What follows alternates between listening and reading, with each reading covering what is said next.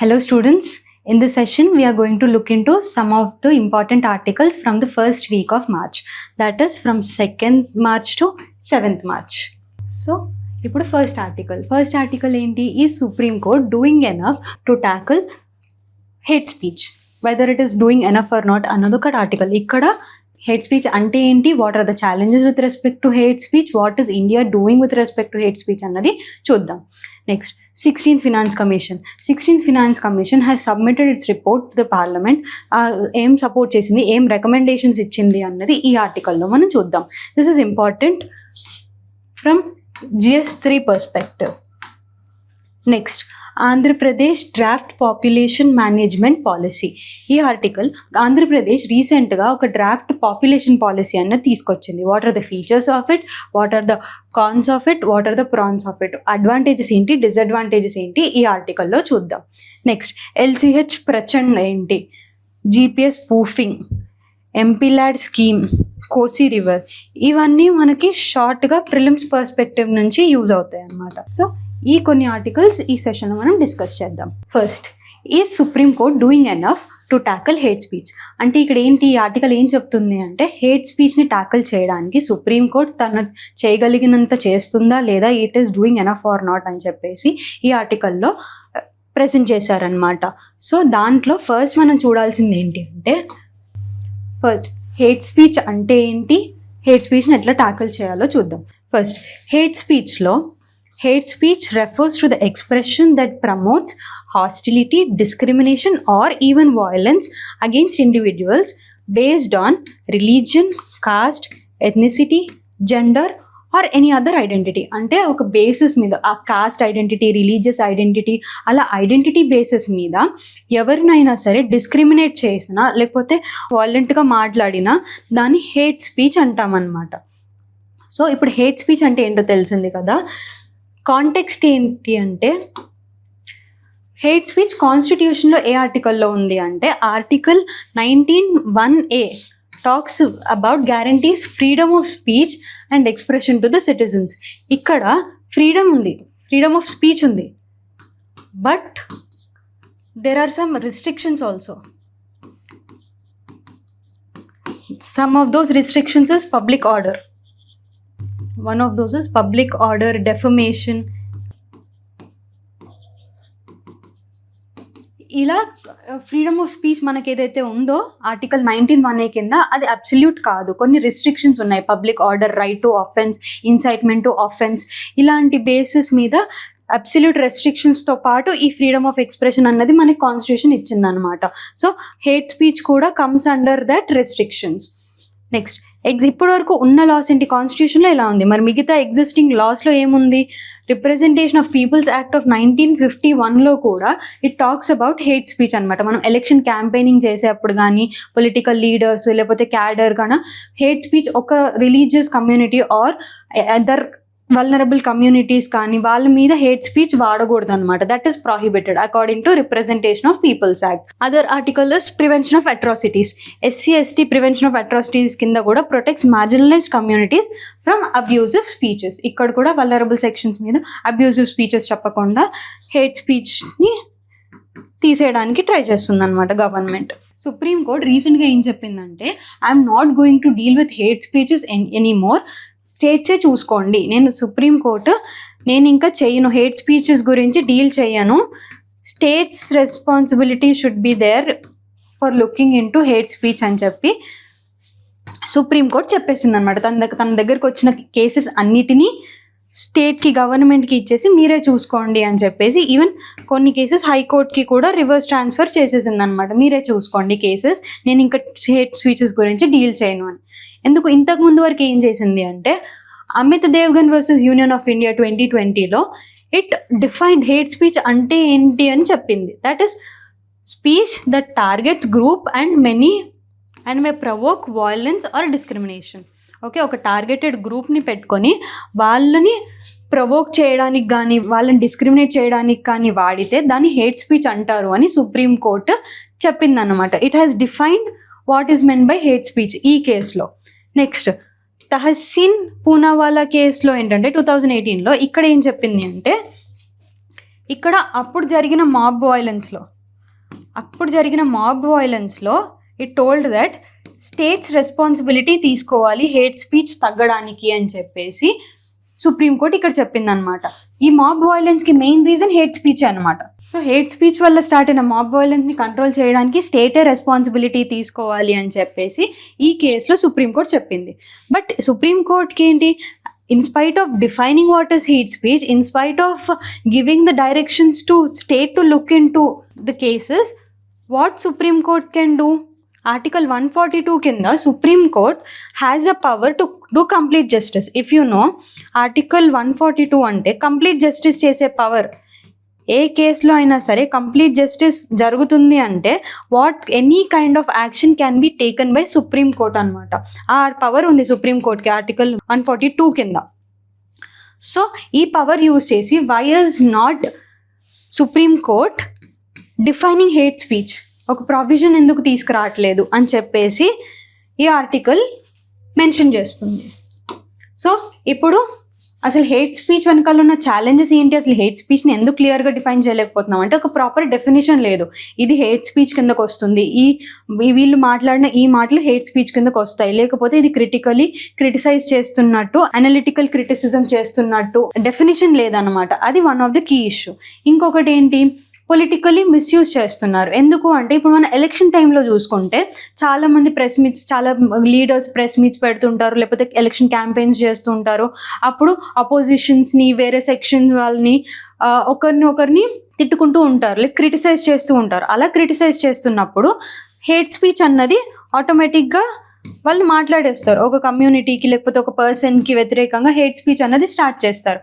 అలా చేయడం వల్ల they are using that political misuse through hate speech for their vote bank politics. వాళ్ళ vote bank politics కోసము hate స్పీచ్ని వాడుకొని మనుషుల్ని డివైడ్ చేస్తున్నారు. That is political misuse. The other is difficulty in distinguishing hate speech from legitimate criticism. We just saw it. And weak enforcement. ఇప్పుడు మనం చూసుకుంటే RPA act కింద the responsibility lies with Election Commission of India. Election commission of India ఇట్లాంటి hate speeches spread అవ్వకుండా చూసుకోవాలి, especially ఇలాంటి election campaigns అప్పుడు. But ఈ అథారిటీస్ వీక్ ఎన్ఫోర్స్మెంట్ వల్ల there is a high chances of hate speech during elections. ఇంకోటి rapid spread. మనం చూసుకుంటే ఈ డిజిటల్ మీడియాలో, డిజిటల్ సొసైటీలో సోషల్ మీడియా వల్ల చాలా, even if which is very minimal, news is spreading widely, చాలా తొందరగా స్ప్రెడ్ అయిపోతుంది. సో ఇలా తొందరగా స్ప్రెడ్ అవ్వడం వల్ల కూడా there is a high chance of hate speech spreading. అలా స్ప్రెడ్ అయిపోతే ఏమైపోతుంది, that creates discrimination among the society. This hate speech may also lead to religious fightings. ఒక కమ్యూనిటీ ఒక రిలీజన్ కొట్టుకోవడం వల్ల ఈ some of the fake social media articles ద్వారా కూడా మనకి ఈ ఫైటింగ్స్ అన్నవి జరుగుతాయి. సో ఇంకో ఛాలెంజ్ ఏంటి అంటే, మన సొసైటీలో, మన ఇండియన్ సొసైటీలో ఎస్పెషలీ మన ఫ్రీ స్పీచ్ రైట్ ఉండడం వల్ల మన ఫ్రీ స్పీచ్ రైట్కి పబ్లిక్ ఆర్డర్కి మధ్యలో బ్యాలెన్స్ అన్నది సరిపోవట్లేదు. What is free speech, what is hate speech అన్నది we are not able to distinguish. ఆ బ్యాలెన్స్ అన్నది మిస్ అవుతుంది అనమాట. That is one of the key concerns. Apart from this, మరి ఇప్పుడు ఏం చేయాలి? First, government should come with a clear definition what is meant by hate speech. Clear definition తీసుకురావాలి. And strong enforcement by election commission of India కానీ, government officials కానీ proper enforcement చేయాలి. And there must be accountability in the politics కూడా. Public by mistake ఏ community leader అయినా సరే hate speech చేశాడు అంటే he should held himself accountable and he should compensation pay చేయడమో లేకపోతే పనిష్మెంట్ తీసుకోవడమో ఇలాంటిది ఏమైనా he should be accountable for that అన్నమాట. And regulation of digital media platforms. ఏదైనా హేట్ స్పీచ్ తొందరగా స్ప్రెడ్ అవుతుంది అంటే అలాంటి సోషల్ మీడియాని, ఆర్టికల్స్ని అవాయిడ్ చేయడము అలాంటిది చేయాలి. And first of all main thing this is public awareness create చేయాలి. Among public we need to aware them. Hate speech అంటే ఏంటి, వాల్యూస్, టాలరెన్స్, ప్లూరలిజం ఇలాంటి వాల్యూస్ని మనం పబ్లిక్లో ఇంకల్కేట్ చేసామనుకోండి, వాళ్ళు కూడా హేట్ స్పీచ్ని అంత తొందరగా నమ్మకుండా they will analyse it critically what is going on behind అని చెప్పేసి వాళ్ళకు కూడా అర్థమవుతుంది. So from this article we came to know hate speech అంటే ఏంటి, what is government doing, what supreme court did and what is the way forward. Okay, and ఇంకొకటి ఏంటి అంటే ఇప్పుడు ఈ ఆర్టికల్లో మెన్షన్ చేస్తుంది ఏంటంటే రీసెంట్గా Karnataka hate speech and hate crime prevention bill 2025 అన్నది తీసుకొచ్చింది అనమాట to tackle hate speech. So ఇలాంటి ఆర్టికల్స్ తీసుకురావడం వల్ల, ఇలాంటి లాస్ తీసుకురావడం వల్ల we can able to tackle hate speech. ఇలా అన్ని స్టేట్స్లో ఉండడము అండ్ ఇంకా ఇలాంటి లాస్ కరెక్ట్గా ఇంప్లిమెంట్ అయ్యేలా చూసుకోవడం వల్ల there is a chance of reducing hate speech crimes in India. So the next article is 16th Finance Commission. So ఇక్కడ ఈ ఆర్టికల్లో 16th ఫినాన్స్ కమిషన్ అంటే ఏంటి, అసలు ఫినాన్స్ కమిషన్ అంటే ఏంటి, వాట్ ఆర్ ఇట్స్ మెంబర్స్, ఈ 16th ఫినాన్స్ కమిషన్ చేసిన రికమెండేషన్స్ ఏంటి, ఆ రికమెండేషన్స్ వల్ల ఉన్న కన్సర్న్స్ ఏంటి అన్నది ఈ ఆర్టికల్లో చూద్దాం. So first of all finance commission article 280 talks about constituting finance commission అనమాట. ఎవరు కాన్స్టిట్యూట్ చేస్తారు, ప్రెసిడెంట్. మెంబర్స్ ఎవరెవరు ఉంటారు, చైర్మన్ ప్లస్ 4 members ఉంటారు. So who will decide the qualifications, parliament will decide the constitution. So ఇప్పుడు ఏం చేయాలి, what is the function of this అంటే distribution of net proceeds between centre and state. ఉన్న ఫండ్స్ని centre and స్టేట్స్కి ఎలా divide చేస్తున్నారు అన్నది ఫినాన్స్ కమిషన్ చూసుకుంటుంది అనమాట. సో అలా ఫస్ట్ ఫినాన్స్ కమిషన్ నుంచి ఇప్పుడు 16th ఫినాన్స్ కమిషన్ వరకు వచ్చాం. 16th ఫినాన్స్ చైర్పర్సన్ ఎవరు అంటే doctor Arvind Panagariya. Now we'll see some of the key recommendations of 16th Finance Commission. So first is devolution, tax devolution. అంటే ఇప్పుడు మనం చూసుకుంటే there are 2 types of taxes. One it is devolutions. Tax డెవల్యూషన్స్లో మనకి 2 ఉంటాయి. ఒకటి హారిజాంటల్ డెవల్యూషన్, ఇంకొకటి vertical devolution. Vertical devolution అంటే ఏంటి అంటే dividing the net taxes between centre and state. సెంటర్కి ఎంత ఇవ్వాలి, స్టేట్కి ఎంత ఇవ్వాలి డిసైడ్ చేస్తే దాన్ని వర్టికల్ డెవల్యూషన్ అంటాం అనమాట. అదే హారిజాంటల్ డెవల్యూషన్ అంటే ఇప్పుడు చాలా స్టేట్స్ ఉన్నాయి, ఒక్కొక్క స్టేట్కి ఎంత ఇవ్వాలి, బిట్వీన్ స్టేట్స్ ఎంత ఇవ్వాలి అన్నది హారిజాంటల్ డెవల్యూషన్. సెంటర్కి స్టేట్కి ఎంత ఇవ్వాలి అన్నది వర్టికల్ డెవల్యూషన్. సో అలా హారిజాంటల్ డెవల్యూషన్లో క్రైటీరియాస్ ఏముంటాయి, వర్టికల్ డెవల్యూషన్లో ఎలా చేస్తారో చూద్దాం. ఫస్ట్ ఆఫ్ ఆల్ వర్టికల్ డెవల్యూషన్లో ఏంటంటే 41% of the vertical devolution taxes are given to the states, మిగతాది సెంటర్కి. So that is about vertical devolution. Next horizontal devolution. ఇప్పుడు స్టేట్కి డివైడ్ చేయాలి. సో ఏ క్రైటీరియా మీద ఏ స్టేట్కి ఎంత ఇవ్వాలి అని చెప్పేది కూడా ఫినాన్స్ కమిషన్ చెప్తుంది అనమాట. ఇప్పుడు అలా ఫస్ట్ చూసుకుంటే first criteria is income division. Income డివిజన్లో ఏంటి అంటే first criteria is income distance. Income distance ఏంటి అంటే how good the state is performing in respect of income division.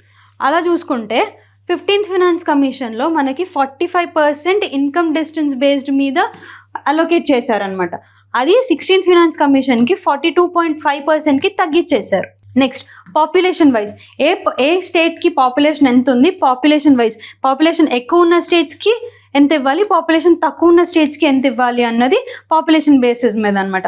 So population basis మీద 15% ఆఫ్ ద ఫండ్స్ ఇంతకుముందు ఇచ్చేవాళ్ళు, ఇప్పుడు 17.5%కి పెంచేశారు పాపులేషన్ బేసిస్ మీద. నెక్స్ట్ డెమోగ్రఫిక్ పర్ఫార్మెన్స్ అంటే how well are you maintaining that population అన్నది డెమోగ్రఫిక్ పర్ఫార్మెన్స్ కిందకు వస్తుంది. అప్పుడు 12.5% ఉండే 15th అప్పుడు, 16th అప్పుడు 10%కి తగ్గించేశారు. అలా చూసుకుంటే ఏరియా పర్స్పెక్టివ్లో 15 ఉండే 10. ఏరియా వైజ్ ఏ స్టేట్ పెద్దగా ఉంది, లైక్ యూపీ ఎంత ఉంది, కేరళకి ఎంత ఉంది, అలా ఏరియా బేసిస్ మీద మనం ఫండ్స్ అలొకేట్ చేస్తే అది 15%, 10% ఇచ్చారనమాట బేస్డ్ ఆన్ ఏరియా. అలా చూసుకుంటే ఫారెస్ట్, ట్యాక్స్ ఎఫర్ట్స్ కూడా ఇంక్లూడ్ చేశారు. ఇప్పుడు ఏంటంటే 15th, 16th one of the key changes contribution to GDP అన్నది యాడ్ చేశారు. అంటే జీడిపికి ఆ స్టేట్ నుంచి ఎంత కాంట్రిబ్యూట్ చేస్తున్నారు అన్న బేసిస్ మీద కూడా ఇప్పుడు ఫినాన్స్ కమిషన్ ఫండ్ డెవల్యూషన్ చేస్తుంది. దాంట్లో అది 10% of the weightage is from contribution to GDP. So next అవి మనం వర్టికల్ డెవల్యూషన్ చూసాం, హారిజాంటల్ డెవల్యూషన్. నెక్స్ట్ ఫీచర్స్ ఏంటి, grant in aid. Grant in aid అంటే ఏంటి, ఫండ్స్ ఇవ్వడం, funds for projects given by centre అనమాట. దీనికోసం almost 9.45 lakh crores over the last 5 years అని చెప్పేసి ఫినాన్స్ కమిషన్ చెప్పింది. Next, these comprise grants for urban and rural local bodies and disaster management కోసం కూడా. ఈ గ్రాంటినేట్స్ అన్నది అర్బన్ లోకల్ బాడీ డెవలప్మెంట్స్కి, రూరల్ లోకల్ బాడీ డెవలప్మెంట్కి, డిజాస్టర్ మేనేజ్మెంట్కి. డిజాస్టర్ మేనేజ్మెంట్లో ఏంటంటే ముందే ప్రిపేర్డ్గా ఉండడానికి, ప్రిపేర్డ్నెస్ కోసము, మిటిగేషన్ ఎఫర్ట్స్ కోసం అని చెప్పేసి డిజాస్టర్ మేనేజ్మెంట్ కింద కూడా ఫండ్స్ ఈసారి అలొకేట్ చేశారన్నమాట. Next, physical road map. Physical road map అంటే ఏంటి? Government finance commission through government want to ensure 2030-31 వరకు మనం ఉన్న ఫిజికల్ డెఫిసిట్ని 3.5% తగ్గించాలి అని చెప్పేసి రికమెండ్ చేసింది. Apart from this, subsidy expenditure. Subsidy expenditure అంటే ఏంటి? గవర్నమెంట్ మనకు సబ్సిడీస్ వస్తుంది కదా, ఆ సబ్సిడీ ఎక్స్పెండిచర్ అన్నది తగ్గాలి అని చెప్పేసి, రెడ్యూస్ చేయాలి అని చెప్పేసి, రేషనలైజ్ చేయాలి. ఎక్కడైతే అవసరమో అక్కడ పెంచడం, ఎక్కడైతే అవసరం లేదో అక్కడ తగ్గించడం, అలా రేషనలైజ్ చేయాలి అని చెప్పేసి సబ్సిడీ ఎక్స్పెండిచర్ మీద కూడా రికమెండ్ చేసింది అనమాట. సో ఇప్పుడు కన్సర్న్స్ ఏంటి, what are the problems with respect to these provisions అన్నది మనం చూసుకుంటే, first changes in horizontal devolution. Horizontal డెవల్యూషన్లో చేంజెస్ చూసాం మనం. అలా చూసుకుంటే ఇన్కమ్ డిస్టెన్స్ మీద తగ్గించారు. ఇన్కమ్ డిస్టెన్స్ మీద తగ్గించడం వల్ల ఏంటి అంటే, ప్రాపర్గా ఫంక్షన్ అయ్యే స్టేట్స్ ఏవైతే ఉంటాయో వాళ్ళని వెనక్కి దోసేసినట్టే అవుతుంది అనమాట. And even with respect to population కూడా, పాపులేషన్ వెయిటేజ్ పెంచడం వల్ల ఏంటి, పాపులేషన్ ఎక్కువ ఉన్న స్టేట్స్కి మనకి ఎక్కువ ఫండ్స్ ఇవ్వడం వల్ల వీఆర్ ఎంకరేజింగ్ పాపులేషన్ గ్రోత్ అన్నట్టే కదా. But India is trying to reduce its population. Already India is a highly populated country కాబట్టి ఇండైరెక్ట్గా పెంచడాన్ని మనం ఎంకరేజ్ చేస్తున్నట్టే అవుతుంది అనమాట దీనివల్ల. So the other weightages. But the positive point here is, apart from concerns, positive point ఇక్కడ ఏంటంటే కాంట్రిబ్యూషన్ టు జీడిపికి మనం ఎక్కువ ఫండ్స్ ఇస్తున్నాం. Introduction of this criteria is appreciated అనమాట. Next, discontinuation of revenue deficit grants. కొన్నిసార్లు ఏంటంటే స్టేట్స్కి రెవెన్యూ డెఫిసిట్ గ్రాంట్స్ ఇచ్చేవాళ్ళు అనమాట, కానీ ఇప్పుడు అది డిస్కంటిన్యూ చేయడం వల్ల, డిస్కంటిన్యూ చేయడం మంచిది అని కొంతమంది అంటున్నారు. లేదు, అది డిస్కంటిన్యూ చేసి ఉండాల్సింది కాదు, కొన్ని రోజులు వీ నీడ్ టు కంటిన్యూ అని చెప్పేసి one of the concern. Next, phasing out of demographic performance. Demographic పర్ఫార్మెన్స్ని కూడా మనం వెయిటేజ్ తగ్గడం వల్ల ఏంటంటే డెమోగ్రఫికలీ మనం వెల్ పర్ఫార్మింగ్ స్టేట్స్ని డిస్కరేజ్ చేసినట్టే అయిందనమాట. Next, stagnation and vertical devolution. Vertical devolution, ఇంతకు ముందు వర్టికల్ డెవల్యూషన్లో స్టేట్స్కి 41% ఇచ్చేవాళ్ళు, ఇప్పుడు కూడా 41% ఇస్తున్నారు. దానివల్ల ఏంటి అంటే ఫండ్స్ తక్కువైపోతున్నాయి. అలా ఫండ్స్ తక్కువైతే ఏం చేస్తుంది government? It tries to reduce expenditures in welfare schemes, education, hospitals, ఇట్లాంటి సోషల్ సెక్టర్స్లో ఎక్స్పెండిచర్ అన్నది గవర్నమెంట్ తగ్గించేస్తుంది అనమాట. సో అలా కాకుండా ఉండాలి, కొంచెం పర్సంటేజ్ పెంచాలి అని చెప్పేసి there is a concern. So this is all about 16th Finance Commission, its provisions and some of the concerns with respect to its recommendations. So the next article is Andhra Pradesh Draft Population Management Policy. ఈ article ఏంటి అంటే Andhra Pradesh government ఒక draft population policy అనేది తీసుకొచ్చింది అనమాట. దాని గురించి features ఏంటి, what are the challenges with respect to this policy అన్నది దీంట్లో చూద్దాం. First, the government of Andhra Pradesh has released a draft population management policy that prospers, finances and welfare incentives for couple having a third child. ఎవరైతే third child కూడా bear చేస్తారో వాళ్ళకి incentives ఉంటాయని చెప్పేసి పాలసీలో మెన్షన్ చేశారు. So what are the reasons, ఎందుకు అసలు ఈ పాలసీ తీసుకొచ్చింది ఇప్పుడు గవర్నమెంట్ అంటే, one of the main is fertility rate. Fertility rate అన్నది తగ్గిపోతుంది. మనం ఇప్పుడు చూసుకున్నట్టయితే 1.4 to 1.5 మాత్రమే ఉందన్నమాట. That is way below the replacement level. Fertility rate అన్నది 2.1 is good for any country, కానీ అది 1.4 to 1.7 మాత్రమే ఉంది. సో ఆ ఫర్టిలిటీ రేట్ని పెంచడానికి government is trying to bring the scheme. Next, ageing population risk. The ageing population risk అంటే ఏంటి? ఈ పాపులేషన్ అన్నది తగ్గడం వల్ల ఏమవుతుందంటే ఏజ్డ్ గ్రూప్ వాళ్ళు పెరుగుతున్నారు, young population who work as work force లాగా పనిచేసే వాళ్ళు, ఎర్నింగ్ ఏజ్లో ఉన్న వాళ్ళు తగ్గిపోతున్నారు. ఈ ఏజ్డ్ పీపుల్ బర్డెన్ అన్నది వీళ్ళ మీద పడిపోతుంది అనమాట. So that is one of the key concern. Next, economic implications. Economic implications అంటే ఏంటి? పాపులేషన్ వల్ల ఎకనామిక్ ప్రొడక్టివిటీ అండ్ గ్రోత్ కూడా తగ్గుతుంది, లాంగ్ టర్మ్ డెవలప్మెంటల్ ఇష్యూస్ కూడా ఉంటాయన్నమాట. సో ఫీచర్స్ ఏంటో చూద్దాం. ఎందుకు తీసుకొచ్చారు చూసాం కదా, ఫీచర్స్ ఏంటి? ఫస్ట్ ఏంటి, ఫిజికల్ ఇన్సెంటివ్స్ అంటే ఎవరైతే థర్డ్ చైల్డ్కి ప్రొసీడ్ అవుతున్నారో వాళ్ళకి ఆ థర్డ్ చైల్డ్కి 25,000 క్యాష్ ఇన్సెంటివ్ ఇస్తుందన్నమాట గవర్నమెంట్. అండ్ ఎడ్యుకేషనల్ బెనిఫిట్స్, ఆ థర్డ్ చైల్డ్కి 18 years వరకు ఫ్రీ ఎడ్యుకేషన్ ప్రొవైడ్ చేద్దామని చెప్పేసి ఈ పాలసీలో మెన్షన్ చేశారు. So these are others. చూసుకుంటే ఇంకా వేరే ఫీచర్స్ చూసుకుంటే ఫర్టిలిటీ అండ్ హెల్త్ సపోర్ట్. ఇదేంటి అంటే సబ్సిడైజ్డ్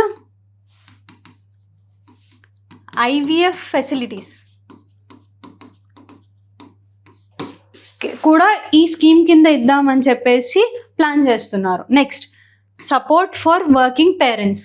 ఇదేంటి అంటే ఇప్పుడు జనరల్గా మనకి మెటర్నిటీ లీవ్ ఇస్తారు కదా, మెటర్నిటీ లీవ్ని ఎక్స్టెండ్ చేద్దాం అనుకుంటున్నారు ఈ పాలసీ కింద. Extending maternity leave and also one of the key feature is this policy also want to introduce paternity leave. Even ఫాదర్కి కూడా లీవ్స్ అప్రూవ్ చేయాలి అని చెప్పేసి ఈ పాలసీ కింద తీసుకొచ్చారు. Who are ready for third child. Rational చూసాం. So addressing demographic dividend, future work ఫోర్స్కి ప్రాబ్లం అవ్వకూడదని చెప్పేసి. And one of the key issues political representation concerns కూడా.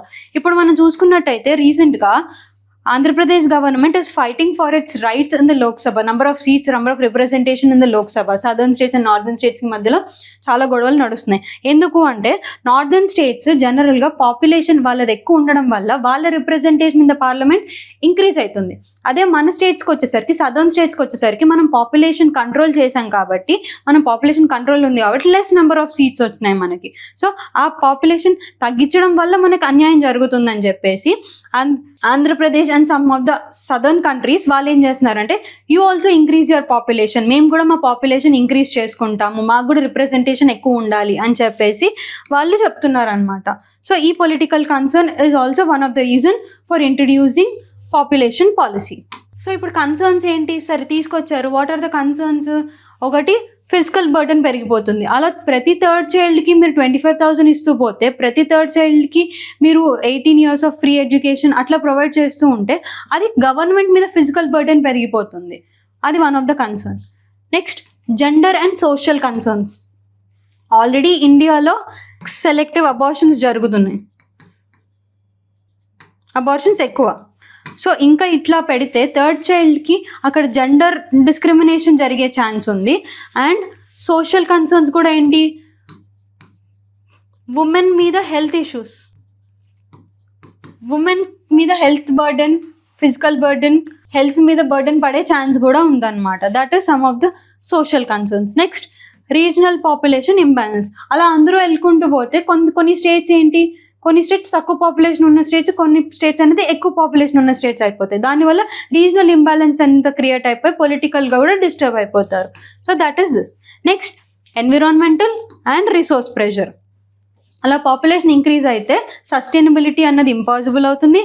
అండ్ ఎన్విరాన్మెంటల్ రిసోర్సెస్ మీద కూడా ప్రెషర్ ఉంటుంది, లైక్ ల్యాండ్, వాటర్, వీటి మీద కూడా ప్రెషర్ పెరుగుతుంది అనమాట.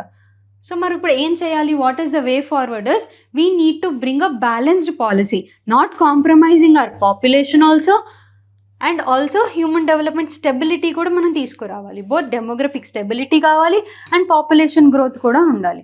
అలా బ్యాలెన్స్డ్ అప్రోచ్ తీసుకురావడం వల్ల, అండ్ ఆ population integration of that population should be based on planning. ఎట్లా చేయాలి అంటే, we need to increase population, education, nutrition and economic policies. ఈ మూడు కాంప్రమైజ్ అవ్వకుండా, పాపులేషన్ గ్రోత్ ఉన్నా సరే వాళ్ళకి ఎడ్యుకేషన్, న్యూట్రిషన్ అండ్ ఎకనామిక్ పాలసీస్కి లోటు లేకుండా that human capital should be improved. బేసిక్గా చెప్పాలంటే హ్యూమన్ క్యాపిటల్ అంటే అంతే కదా. సో ఈ హ్యూమన్ క్యాపిటల్ అన్నది మనం డెవలప్ చేసుకోవాలి. సో దట్ అప్పుడు ఈ హ్యూమన్ క్యాపిటల్ని మనం కంట్రీ గ్రోత్కి యూటిలైజ్ చేయొచ్చు అనమాట. లేకపోతే పాపులేషన్ మీరు హండ్రెడ్స్ మెంబర్స్ని పాపులేషన్ గ్రో అయ్యేలా చేసి కంట్రీ డెవలప్ అవ్వకపోతే what is the point in population growth? So you should utilise that population to help country to grow.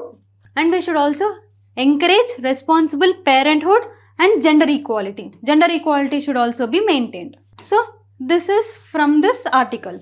Next article is LCH Prachand. Why it is in news is recently President of India undertook a sortie on LCH Prachand at Rajasthan. So అందుకే ఇది important. So అసలు LCH Prachand అంటే ఏంటి, దాని features ఏంటి, అది ఇండియాకి ఎందుకు అంత ఇంపార్టెంట్ అన్నది ఇప్పుడు చూద్దాం. First, it is indigenously developed light combat helicopter. Indigenously developed అంటే ఇండియాలోనే తయారు చేశారనమాట, అందుకే అది అంత ఇంపార్టెంట్ మనకి. It has been designed by Hindustan aeronautical limited. Okay, features ఏంటి అంటే powered by 5.8 ton twin Shakti engine. Next, maximum speed is 268 km/h. Range is 550 km if you see. And next, equipped with stealth features. అందుకే ఇది important అన్నమాట. దాని ద్వారా ఏంటి అంటే it is protection, crash resistant protection ఉంది దీనికి, అందుకే ఇంపార్టెంట్. నెక్స్ట్ చూసుకుంటే armed with 200 mm nose gun capability, so that firing of 800 rounds per minute చేయగలదు, అందుకే ఇది ఇంపార్టెంట్. ఒకటి ఇండిజినస్, ఒకటి హిందుస్థాన్ ఏరోనాటికల్ లిమిటెడ్ వాళ్ళు చేశారు. And some of the key features. ఎందుకు ఇది ఇంపార్టెంట్ అంటే ఒకటి ఇండియా సెల్ఫ్ రిలయంట్గా ప్రూవ్ చేసుకోవడానికి, ఇండియా సెల్ఫ్ రిలయన్స్ని స్ట్రెంథన్ చేసుకోవడానికి ఈ ఎల్సిహెచ్ ప్రచండ్ అన్నది ఇంపార్టెంట్ అవుతుంది అనమాట. Next, provide armed forces with a versatile platform for mountain warfare. Mountain వార్ఫేర్లో ఎటువంటి ఇబ్బంది లేకుండా దీన్ని యూజ్ చేయడానికి. అండ్ ఇంకొకటి ఏంటి అంటే Himalayan terrains like challenging terrains like Himalayan రీజియన్స్లో కూడా ఇది యూజ్ చేయొచ్చు, అందుకే ఈ ఇండిజినస్ సెల్ఫ్ రిలయంట్ ఉంటుంది అండ్ హైలీ టెరెనియస్ లొకేషన్స్లో కూడా యూజ్ అవుతుందని చెప్పేసి ఎల్సిహెచ్ ప్రచండ్ని డిజైన్ చేశారు. And these are some of the features of it. ఇప్పుడు next article is river Kosi. River Kosi న్యూస్లో ఎందుకు ఉంది అంటే మనం చూసుకుంటే 200 to 250 yearsలో కోసి అన్నది డైరెక్షన్ చేంజ్ చేసుకుంది అనమాట. సో డైరెక్షన్ ఎందుకు చేంజ్ చేసుకుంది, అలా డైరెక్షన్ చేసుకోవడానికి రీజన్ ఏంటి, what is the process behind it, and what are the features, geographical features of river Kosi అన్నది ఈ ఆర్టికల్లో చూద్దాం. First, చూడు why it is in news. Recent studies highlight that Kosi River has shifted more than 100 kilometers westward. Eastward ఇటు side ఉన్నది almost ఇటువైపు వెస్ట్వర్డ్కి వెళ్ళిపోయింది అనమాట in the last 2 centuries due to heavy sediments and outpour and frequent flooding. ఇలా ఎందుకు జరుగుతుంది అన్నది ఫస్ట్ చూసుకుంటే you should know about meandering. Meandering అంటే ఏంటి అంటే ఇలా రివర్ ఫ్లో అవుతుంటే ఇక్కడ వచ్చే సెడిమెంట్స్ వల్ల ఏమవుతుందంటే, సెడిమెంటల్ డిపాజిట్స్ వల్ల ఏమవుతుందంటే, ఇలా డిపాజిట్స్ అయ్యి రివర్ ఏం చేస్తుందంటే కోర్స్ చేంజ్ చేసుకుంటుంది, తన వెళ్ళే డైరెక్షన్ని ఇక్కడి నుంచి వెళ్ళకుండా ఇక్కడికి షిఫ్ట్ అయిపోతుంది. అలా షిఫ్ట్ అవుతూ కోసి అన్నది ఏం చేస్తుందంటే ఇలా ఉన్నది ఇక్కడి నుంచి వెళ్తున్నది సెడిమెంట్స్ ద్వారా ఫ్లడ్డింగ్స్ వల్ల తన కోర్స్ అంటూ చేంజ్ చేస్తూ ఆల్మోస్ట్ 200 yearsలో 100 kilometers వరకు డైరెక్షన్ని షిఫ్ట్ చేసేసింది అనమాట. అందుకే ఈ కోసి రివర్ అన్నది న్యూస్లో ఉంది. సో ఇప్పుడు కోసి రివర్ ఫీచర్స్ ఏంటో చూద్దాం. First of all, Kosi is a trans boundary Himalayan river flowing through Nepal and India. Okay, China also, some parts of China. It is one of the major tributaries of Ganga. You all know Ganga the important tributary is Kosi river. Okay, it is also known as sorrow of Bihar. ఎందుకు అంటే ఈ కోసి వల్ల floods వచ్చినప్పుడు, ఈ కోసి రివర్లో flood వచ్చినప్పుడు చాలా బీహార్ రీజియన్ అన్నది ఫ్లడ్డింగ్స్లో వెళ్ళిపోతుంది అనమాట, చాలా లాస్ వస్తుంది బీహార్కి. అందుకే బీహార్ పర్స్పెక్టివ్లో ఈ రివర్ని సారో ఆఫ్ బీహార్ అని కూడా పిలుస్తారు. So I told you this one. The next article is MPLAD scheme. MPLAD స్కీమ్లో అసలు ఎంపీలాడ్ స్కీమ్ అంటే ఏంటి, what are the key features of it and what are the challenges with it అన్నది చూద్దాం ఈ ఆర్టికల్లో. ఫస్ట్, ఇక్కడ ఏంటి కాంటెక్స్ట్ ఏంటి, MPLAD scheme spending shows that 84% of the funds allocated outside MPs usually constitutions were directed to Uttar Pradesh. అంటే ఏంటి, MPLAD scheme ద్వారా యూజ్ చేసే ఫండ్స్లో ఆల్మోస్ట్ 84% ఆఫ్ ద ఫండ్స్ యూపీకే వెళ్ళాయంట. సో ఇప్పుడు అసలు ఎంపీలాడ్ ఫండ్ అంటే ఏంటి ఇప్పుడు చూద్దాం. మెంబర్ ఆఫ్ పార్లమెంట్స్ ఎంపీస్ ఎవరైతే ఉంటారో వాళ్ళు వాళ్ళ కాన్స్టిట్యుయెన్సీస్ వాళ్ళ ఏరియాలోనే కాకుండా ఎంపీ ల్యాడ్ స్కీమ్ ద్వారా దే కెన్ వాళ్ళ ఏరియాలో అయినా సరే ఎక్కడ వేరే ఏరియాస్లో అయినా సరే ఎంపీ ల్యాడ్ స్కీమ్ ద్వారా they can fund in some of the areas other ఏరియాస్లో కూడా ఫండ్ చేసే పవర్ ఎంపీ ల్యాడ్ స్కీమ్ ద్వారా ఉందన్నమాట. సో అది 1993లో స్టార్ట్ చేశారు. Nodal ministry is ministry of statistics and programme implementation. enables MPs to recommend developmental works for creation of durable community assets. Okay, దీనికోసం అలొకేట్ చేశారు. అలా 5 crores ఇస్తారు per MP. 5 crores every year allocate చేస్తారు అనమాట MP lad scheme కింద. ఈ 5 crores MPs వాళ్ళకి ఎక్కడైతే ఏ ఏరియాలో అయితే డెవలప్మెంట్ జరగాలనుకుంటున్నారో ఆ ఏరియాకి వాళ్ళు ఫండ్స్ ట్రాన్స్ఫర్ చేయొచ్చు అనమాట. ఓకే, నేచర్ ఆఫ్ వర్క్ ఎట్లా roads, school buildings, public infrastructure, street lightings, అట్లా వాళ్ళకి నచ్చిన ఏరియాలో వాళ్ళు ఇవ్వచ్చు. జ్యూరిస్డిక్షన్ ఇప్పుడు చెప్పా కదా, ఒకవేళ లోక్సభ ఎంపీ అయితే he should give within their constituency, వాళ్ళ కాన్స్టిట్యుయెన్సీ నుంచి వాడు ఇవ్వాలన్నమాట. Within this constituency he must give.